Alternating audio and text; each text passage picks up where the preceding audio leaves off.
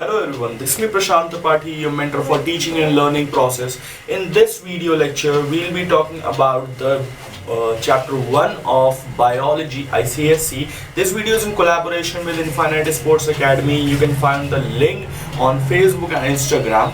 So moving to the lecture, जब हम cell की बात करते हैं तो सेल आपने क्लास 9th में भी पढ़ा है. जब हम सेल की बात करते हैं तो सेल क्या होती है? सेल जो है एक यूनिट है हमारी बॉडी की, यूनिट है. और ये कैसी यूनिट है?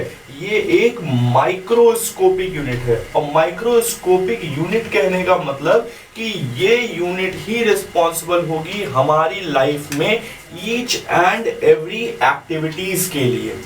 अच्छा, ईच एंड एवरी एक्टिविटीज के लिए ये सेल रिस्पॉन्सिबल है. तो कैसे रिस्पॉन्सिबल है सर? इसमें होता ये है कि सेल में मल्टीपल डिविजन्स होते हैं, मल्टीपल डिविजन्स होते हैं. और इन मल्टीपल डिविजन्स की वजह से बहुत सारी सेल्स का फॉर्मेशन होता है. तो सेल्स का फॉर्मेशन तो हो गया, बट अगर हम कहें कि फेस में पाई जाने वाली सेल और हैंड में पाई जाने वाली सेल, क्या दोनों का फंक्शन सेम है? नहीं.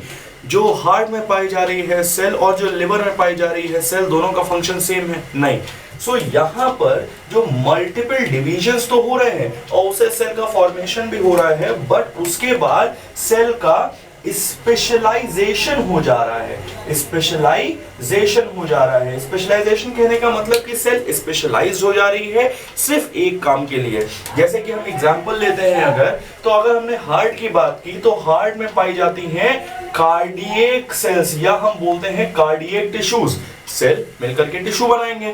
सो कार्डियक टिश्यूज या कार्डियक सेल्स पाई जाती हैं जो रिदमिक कॉन्ट्रैक्शन करती हैं. बट अगर हम बोले कि लिवर में पाई जाती हैं, वहां पर हिपैटिक सेल्स पाई जाती हैं. तो हिपैटिक सेल्स जूसेस का सिक्रेशन करेंगी, डाइजेशन में हेल्प करेंगी. सो क्या है? कार्डियक सेल्स अलग हैं, हिपैटिक सेल्स अलग हैं, सिर्फ और सिर्फ स्पेशलाइजेशन की वजह से. डिवीजन तो सबका ही एक साथ होता है.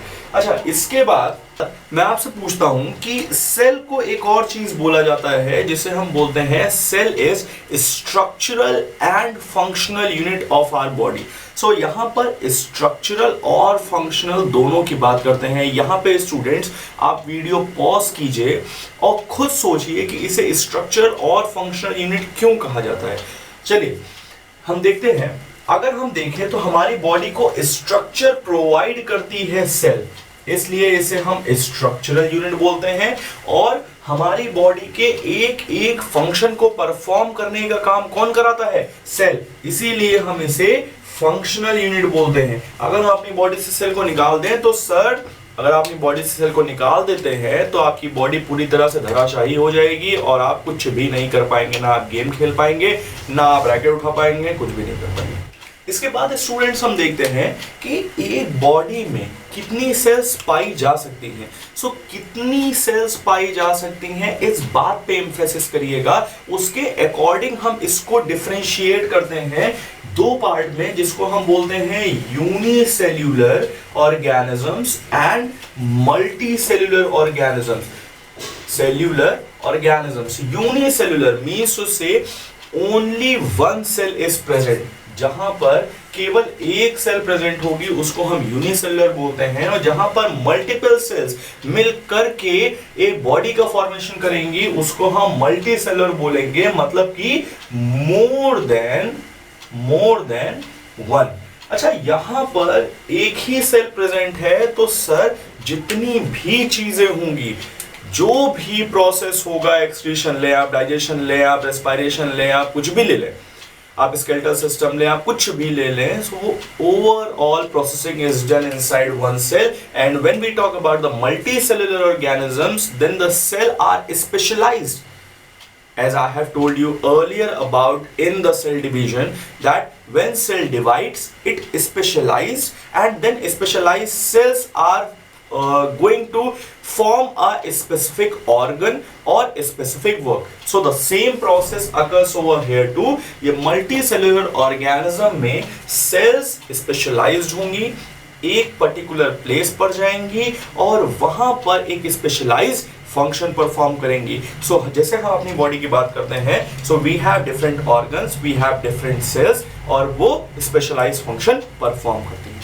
अच्छा, यहाँ पर अब हम देखते हैं कि बहुत सारी सेल्स पाई जाती हैं। तो कौन कौन सी सेल्स हैं? अगर आप देखें तो स्मॉलेस्ट सेल भी है, अगर आप देखें तो लार्जेस्ट सेल भी है, अगर आप देखें तो लॉन्गेस्ट सेल भी है। अगर आप इसका एग्जांपल लें तो स्मॉलेस्ट सेल में क्या हो गया? स्मॉलेस्ट सेल में आपका एग्जांपल हो गया बैक्टीरिया या वायरस। बहुत चल रहा है भाई अभी कोरोना वायरस, हमें आंखों से नहीं दिखता है। जब आंखों से नहीं दिखेगा तो हम पकड़ेंगे कैसे? माइक्रोस्कोपिक होते हैं, बहुत छोटे होते हैं।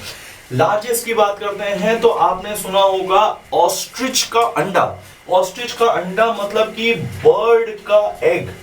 और आपने लॉन्गेस्ट की बात सुनी होगी कि सर आपने यहां पर ऐसे किया, तुरंत हमारे ब्रेन को पता चल गया। कैसे पता चला? यहां से सिग्नल गए ब्रेन तक और ब्रेन से सिग्नल आया यहां तक। ये कौन कर रहा है? ये नर्व सेल कर रही है। हमारे टो से लेकर के हमारे हेड तक जितनी भी एक्टिविटीज होती हैं उसके लिए रिस्पॉन्सिबल होती है हमारी nerve. So longest cell is the nerve cell.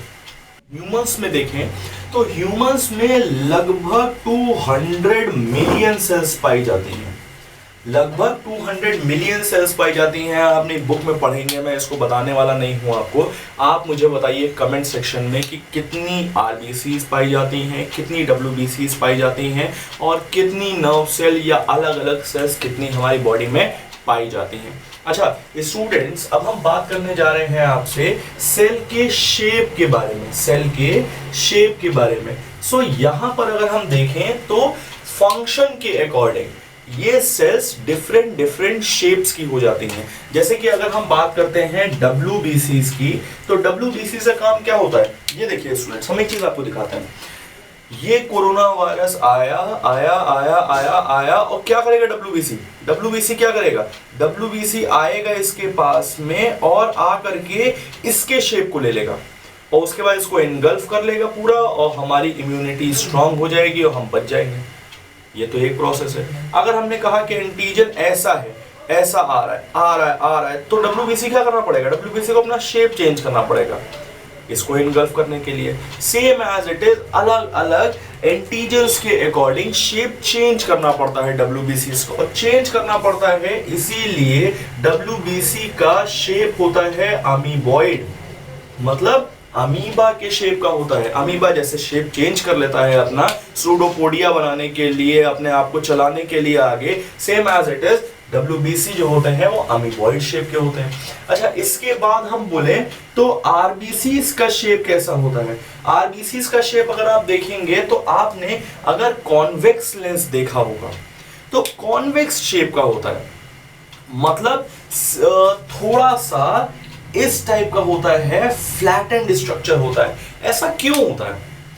इसलिए होता है क्योंकि यहां पर इसको बाइंड करना होता है हेमोग्लोबिन मॉलिक्यूल को ऑक्सीजन को। इसमें प्रेजेंट हेमोग्लोबिन मॉलिक्यूल होता है ना, वो ऑक्सीजन को बाइंड करता है और जब ऑक्सीजन को बाइंड करता है इसलिए इसका शेप ऐसा होता है।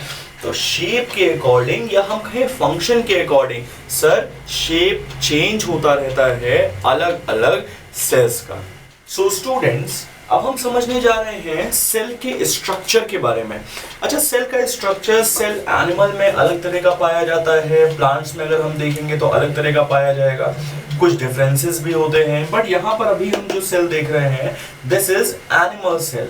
अच्छा एनिमल सेल अलग अलग शेप की भी हो सकती है, जैसा कि मैंने आपको बताया था। तो बुक में अगर आपको थोड़ा सा स्ट्रक्चर इसका ऐसे बना हुआ दिखे तो आप घबरा मत जाइएगा, ठीक।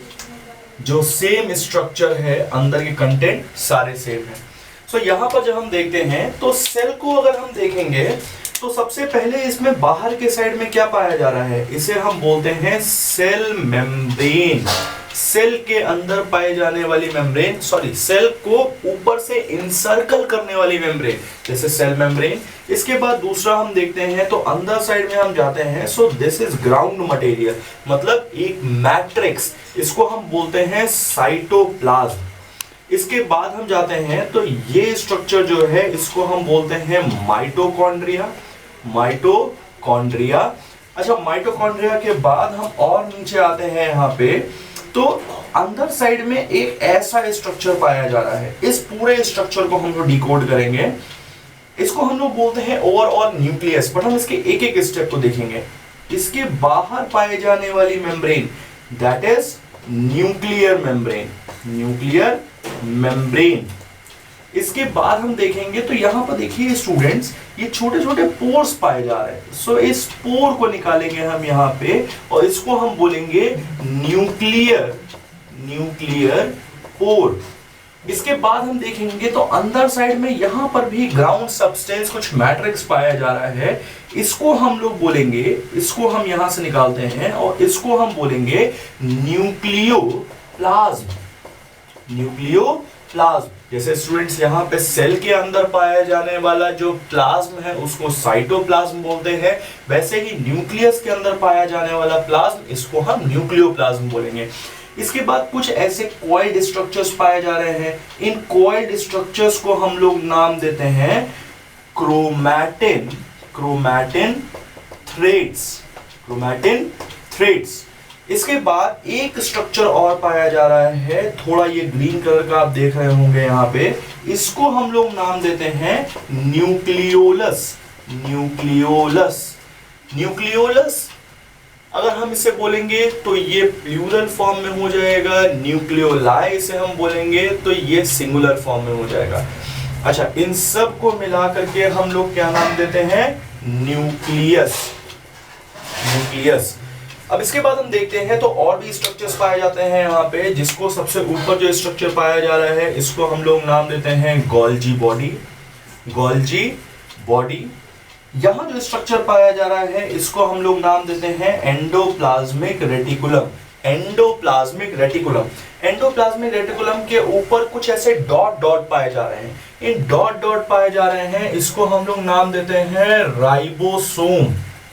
इसके बाद आप देखेंगे तो एक स्ट्रक्चर यहां पर भी पाया जा रहा है, इस स्ट्रक्चर को हम लोग नाम देते हैं लाइसोसोम, लाइसोसोम। और उसके बाद एक स्ट्रक्चर और बचा हुआ है, जे स्ट्रक्चर, इसको हम लोग नाम देते हैं सेंट्रियोल। ठीक। अच्छा स्टूडेंट्स, हमने ये चीज समझ तो लिया, बट हम इसको याद कैसे रखेंगे या इनके फंक्शंस को कैसे याद रखेंगे? अगर आप इस सेल को देखिए, अगर अपनी बॉडी में बात करें तो हमारी body is like a machinery. हमें फूड चाहिए अपना काम करने के लिए, मतलब कि हमें फूड चाहिए एनर्जी के लिए, जैसे कि हम यूज करते हैं फैक्ट्री में फ्यूज का। तो हम इसको कंपेयर करते हैं एक फैक्ट्री से। तो अगर आप फैक्ट्री में देखें और अगर आप एक फैक्ट्री में देखें और अगर आप एक ह्यूमन बॉडी की ह्यूमन सेल में देखें तो यहां पर क्या है? फैक्ट्री में वॉल पाई जाती है। भाई फैक्ट्री की चार दीवारी तो होंगी ना, वैसे ही यहां पर वॉल पाई जा रही है, यहां पर सेल वॉल पाई जा रही, नहीं सेल वॉल नहीं, यहां पर सेल मेम्ब्रेन पाई जा रही है। सेम एज इट इज अगर हम बोले तो यहां पर देखिए जो साइटोप्लाज्म है, साइटोप्लाज्म क्या है? ये साइटोप्लाज्म यहाँ के वर्कर हैं, वर्कर हैं, और यहां पर same as it is cytoplasm हो गया। या वर्कर को आप एक और से कंपेयर कर सकते हैं, जिसको हम बोलते हैं ये जितने अंदर ऑर्गन्स पाए जा रहे हैं सेल के, इन सब को मिला करके हम सेल ऑर्गेनील्स बोलते हैं, सेल ऑर्गेनील्स बोलते हैं। ये सेल ऑर्गेनील भी रिस्पॉन्सिबल होते हैं सारी वर्किंग को करने के लिए, सो ये भी वर्कर हो गए। इसके बाद हम देखते हैं तो सबसे मेन चीज क्या है? Electricity, electricity. So same as it is factory में इलेक्ट्रिसिटी आएगी जनरेटर से, और यहां पर जनरेटर क्या है? ये माइटोकॉन्ड्रिया, माइटोकॉन्ड्रिया पूरी एनर्जी को सप्लाई करता है। इसका बचा क्या है स्टूडेंट्स यहाँ पे? हाँ मेन चीज, भाई मैनेजर जब तक नहीं होगा तब तक पूरी कंपनी मैनेज कैसे होगी? सो यहाँ पर जो मैनेजर होगा वो यहाँ पर हो जाएगा आपका न्यूक्लियस। सो यहाँ पर इतनी चीज से हम कंपेयर करके फंक्शंस को समझ सकते हैं सेल के, बट हम आपको स्पेशलाइज्ड एक एक फंक्शन इसका बताएंगे जब हम एक एक ऑर्गन को बाहर निकालेंगे यहाँ से। सो स्टूडेंट्स, अब हम एक एक ऑर्गन को निकालेंगे बाहर और एक एक ऑर्गन की बात करेंगे। अच्छा, इससे पहले हम देख लेते हैं सेल को हम तीन पार्ट में डिवाइड करते हैं। कौन कौन सी? सबसे पहली होती है जिसे हम बोलते हैं सेल मेम्ब्रेन, दूसरी होती है जिसे हम बोलते हैं साइटोप्लाज्म, और तीसरा होता है जिसे हम बोलते हैं न्यूक्लियस। सो आज इस लेक्चर में हम इन तीन की बात करेंगे, और नेक्स्ट लेक्चर में हम इसके एक एक ऑर्गन को और प्लांट सेल और एनिमल सेल के बीच के डिफरेंस को समझ करके इस चैप्टर को वाइंड अप करेंगे। सो यहाँ पर हम बात करते हैं सबसे पहले सेल मेम्ब्रेन की। सो अगर आप सेल को देखें तो ये सेल और इस सेल के बाहर पाए जाने वाली जो ये मेम्ब्रेन होगी, इसी को हम लोग नाम देते हैं सेल मेम्ब्रेन। और ये सेल मेम्ब्रेन होती क्या है, अगर आप देखें तो एनिमल्स में बात कर रहा हूं यहाँ पे, अगर एनिमल्स में देखें आप तो ये लिविंग होती है और इसमें पोर्स पाए जाते हैं। लिविंग होगी और पोर्स पाए जाएंगे तो क्या करेगा ये सेल मेम्ब्रेन सिलेक्टिवली परमिएबल होती है। अच्छा, सिलेक्टिवली परमिएबल कहने का मतलब क्या है कि अगर कोई एक सॉल्यूशन है उसमें सॉल्यूट और सॉल्वेंट दोनों के मॉलिक्यूल्स पाए जा रहे हैं, सो केवल मूवमेंट जो होगा वो कुछ सिलेक्टेड पार्ट्स का होगा। सेम एज इट इज अगर हम बात करें सेल मेम्ब्रेन की, तो ये सारी चीज को सेल के अंदर नहीं जाने देती है, ये कुछ चीजों को सेल के बाहर रोक देगी, और जब रोक देगी तो क्या होगा, ये सिलेक्टिवली परमिएबल नाउ। अच्छा, यहां पर हम देखते हैं अगर हम प्लांट सेल की बात करें तो प्लांट सेल में यहां पर सेल मेम्ब्रेन के साथ साथ एक और चीज पाई जाती है जिसे हम बोलते हैं सेल वॉल। सेल वॉल जो है ये सबसे बाहरी स्ट्रक्चर होता है, और सबसे बाहरी स्ट्रक्चर होता है ये सेल वॉल बना होता है एक तरह के सब्सटेंस का जिसको हम बोलते हैं सेल्यूलोज। अच्छा, आप देखेंगे तो पूरी अर्थ पे सबसे ज्यादा पाया जाने वाला अगर कोई केमिकल है तो वो कौन सा है, यही सेल्यूलोज है। ठीक है, तो इसके बाद हम देखते हैं तो ये सेल्यूलोज सेल वॉल में करेगा क्या, ये प्लांट को रिजिडिटी प्रोवाइड करेगा। क्यों, क्योंकि अगर आप उठा करके एक मुक्का मारेंगे प्लांट पे तो आपका हाथ टूट जाएगा बट प्लांट नहीं टूटेगा। क्यों नहीं टूटेगा, क्योंकि वहां पे सेल्यूलोज प्रेजेंट है उसके बाहर की सेल वॉल पे। रिजिडिटी प्रोवाइड करेगा, रिजिडिटी के साथ एक और चीज प्रोवाइड करेगा जिसको हम बोलते हैं शेप। तो सर शेप तो यहां पर भी प्रोवाइड करेगा और शेप यहां पर भी प्रोवाइड करेगा, मतलब प्लांट और एनिमल से दोनों में शेप प्रोवाइड करेगा। तो ये बात हो गई सेल मेम्ब्रेन की। इसके बाद हम देखते हैं तो अंदर जब जाएंगे सेल के हम, तो ये देखिए यहां पर कुछ ऐसा सब्सटेंस पाया जा रहा है जिसे हम ग्राउंड सब्सटेंस बोलते हैं या जिसे हम साइटोप्लाज्म भी बोलते हैं। तो चलो भाई साइटोप्लाज्म देखते हैं क्या होता है। भाई साइटोप्लाज्म की जब हम बात करते हैं तो साइटोप्लाज्म सेल के अंदर पाया जाने वाला प्लाज्म, भाई मैंने बताया आपको कि ये ग्राउंड सब्सटेंस है। ये कैसा होगा, ये जेल लाइक होगा। Students, I will make sure कि अगर आप मेरा लेक्चर लास्ट तक देखते हैं आपको बुक उठाने की जरूरत तक नहीं पड़ेगी। चलिए देखिए, साइटोप्लाज्म जो है ये जेल लाइक स्ट्रक्चर होता है या जेल लाइक सब्सटेंस होता है। इसके अंदर वेरियस सेल ऑर्गेनील्स पाए जाते हैं, सो वेरियस सेल ऑर्गेनील्स पाए जाएंगे।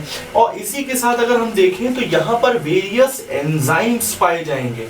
एंजाइम्स जो होंगे वो क्या करेंगे, वो कैटालाइज करेंगे किसी भी रिएक्शन को। अच्छा, इसी के साथ थोड़ा सा और आगे बढ़ते हैं हम, तो साइटोप्लाज्म से अगर हम सेल ऑर्गेनील्स को निकाल दें, भाई यहाँ पर हम क्या बात कर रहे हैं, यहाँ देखिए यहाँ पे कोई भी सेल ऑर्गेनील नहीं है, तो अगर सिर्फ और सिर्फ हम जेल लाइक सब्सटेंस की बात करते हैं तब उसको हम बोलते हैं साइटोसॉल।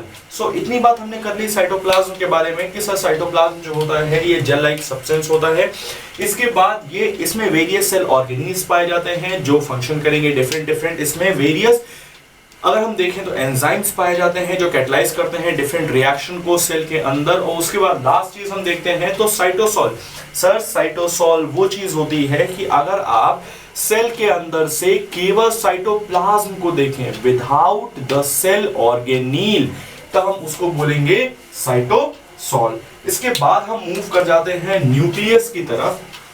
अच्छा, जब हम न्यूक्लियस की तरफ मूव करते हैं तो ये न्यूक्लियस क्या होता है, न्यूक्लियस जो होता है ये सेंटर होता है सेल का। मैंने आपको बताया था कि ये मैनेजर का काम करता है, तो वही बात है कि ये मैनेज करेगा। और मैनेज करेगा तो कैसे मैनेज करेगा, भाई कैसे मैनेज करेगा, अगर आप इसके अंदर के स्ट्रक्चर को देखो तो अंदर के स्ट्रक्चर, चलो इसके अंदर ये न्यूक्लियस था, इस न्यूक्लियस को बाहर निकाल लेते हैं हम लोग। और जब इस न्यूक्लियस को बाहर निकालते हैं तो ये देखो हमने न्यूक्लियस को बाहर निकाल लिया, यहाँ पर इस न्यूक्लियस को बाहर निकाल लिया, ये देखो ये पोर्स बन गए न्यूक्लियस के। और ये न्यूक्लियस जो है वो कैसा है भाई, ये डबल मेम्ब्रेनस है, ये डबल मेम्ब्रेनस है। तो ये लो डबल मेम्ब्रेन बना दी हमने, यहाँ पर ये हमने डबल मेम्ब्रेन बना दी। और ये ऐसे। इसके बाद अंदर साइड में यहाँ पर न्यूक्लियोप्लाज्म प्रेजेंट था, और उसके बाद यहाँ पर जो प्रेजेंट था मेन चीज वो क्या है, वो अंदर पाया जाने वाला ऐसे कॉइल्ड स्ट्रक्चर है। सो इस कॉइल्ड स्ट्रक्चर को हमने क्या कहा था, इस कॉइल्ड स्ट्रक्चर को हमने कहा था क्रोमैटिन थ्रेड। इस क्रोमैटिन थ्रेड को बाहर निकाल लेते हैं हम लोग। जब इस क्रोमैटिन थ्रेड को बाहर निकालते हैं, सो स्टूडेंट समझिएगा, अभी तो ये क्रोमैटिन थ्रेड ऐसे कॉइल्ड शेप में है, but at the time of cell division, ये क्वेश्चन पूछा जाता है बोर्ड्स में भी कि at the time of cell division chromatin threads converts into, एक नंबर में क्वेश्चन आता है, एक नंबर मिल गया आपको। देखिए क्रोमैटिन थ्रेड कन्वर्ट हो जाएगा क्रोमोसोम्स में, और जैसा कि आप जानते हैं कि क्रोमोसोम्स पे जीन्स प्रेजेंट होते हैं, जो जीन्स रिस्पॉन्सिबल होते हैं हमारी बॉडी में ऐसे कैरेक्टर्स को ट्रांसफर करने के लिए जो हेरिडिटी होते हैं। जैसे अगर हमने कहा कि हमारे फादर की नाक हमारी नाक जैसे दिखती है, या हमारे फादर के हेयर्स हमारे जैसे दिखते हैं, तो कैसे हमारे फादर का फेस हमारी तरह दिखता है, कैसे कुछ हेरिडिटरी कैरेक्टर्स उनसे हम में आए हैं। किसकी वजह से, इन्हीं जीन्स की वजह से, जो कहाँ प्रेजेंट है, क्रोमोसोम में प्रेजेंट है। क्रोमोसोम कहाँ होगा, क्रोमैटिन थ्रेड से बना होगा। सो एक चीज यहाँ पर और समझ में आता है कि सर हम बहुत बार सुनते हैं कि डीएनए टेस्ट हुआ, गौर से सुनिए, डीएनए टेस्ट हो रहा है फादर और बेटे के बीच में। तो क्या है यहाँ पर मेन डीएनए जो है ये रिस्पॉन्सिबल है ट्रांसफर करने के लिए इंफॉर्मेशन को एक जनरेशन से दूसरी जनरेशन में। तो ये डीएनए कहाँ पाया जा रहा है, क्रोमैटिन थ्रेड पे। तो हमें एक और चीज बात पता चल गई, क्रोमैटिन थ्रेड पे एक और चीज पाई जाएगी जिसे हम बोलते हैं डीएनए। तो ये तो बात हुई भाई क्रोमैटिन थ्रेड के बारे में। चलो इसको रब कर देते हैं। इसके बाद हम देखते हैं तो इसके अंदर एक और स्ट्रक्चर पाया जा रहा था जिसे हमने नाम दिया था न्यूक्लियोलस। क्या नाम दिया था, न्यूक्लियोलस। अच्छा ये न्यूक्लियोलस क्या करेगा भाई, न्यूक्लियोलस जो है ये प्रोटीन का फॉर्मेशन कराएगा, प्रोटीन का फॉर्मेशन कराएगा, या हम बोले ये आरएनए का फॉर्मेशन कराएगा। और आरएनए डायरेक्टली रिस्पॉन्सिबल होता है प्रोटीन की बायोसिंथेसिस के लिए। जब हम आरएनए की बात करते हैं, RNA that is ribonucleic acid, तो एक प्रोसेस होता है, अगर आप में से कोई 11th में जा करके बायोलॉजी लेता है तो वो इस प्रोसेस के बारे में पढ़ेगा कि जब आरएनए से प्रोटीन का फॉर्मेशन होता है, प्रोटीन का फॉर्मेशन होता है, तब इस प्रोसेस को हम लोग बोलते हैं ट्रांसलेशन। ट्रांसलेशन। सो डायरेक्टली न्यूक्लियोलस रिस्पॉन्सिबल है आरएनए की बायोसिंथेसिस के लिए। और एक चीज, आरएनए के बायोसिंथेसिस तो करेगा ही, बट आरएनए को ये स्टोर करने का भी काम करेगा। So students, now will be talking about the protoplasm. Protoplasm को देने वाले साइंटिस्ट, जो टर्म देने वाले साइंटिस्ट थे, इनका नाम था JE Purkinje, junior engineer Purkinje, JE Purkinje. तो इसके बाद प्रोटोप्लाज्म होता क्या है, प्रोटोप्लाज्म अगर हम देखें तो अगर हम साइटोप्लाज्म प्लस न्यूक्लियस की बात करते हैं, then it is known as protoplasm. अच्छा एक वर्ड और यूज होता है जिसको हम बोलते हैं प्रोटोप्लास्ट। प्रोटोप्लास्ट जो यूज करते हैं वो हम प्लांट सेल के लिए यूज करते हैं। So this is the last topic of today's lecture. I hope you like the session. If you like the session, do share, subscribe and like, और हमारे साथ जुड़े रहिए लेक्चर सीरीज के आगे तक, ताकि आपके each and every concept clear हो। Thank you so much.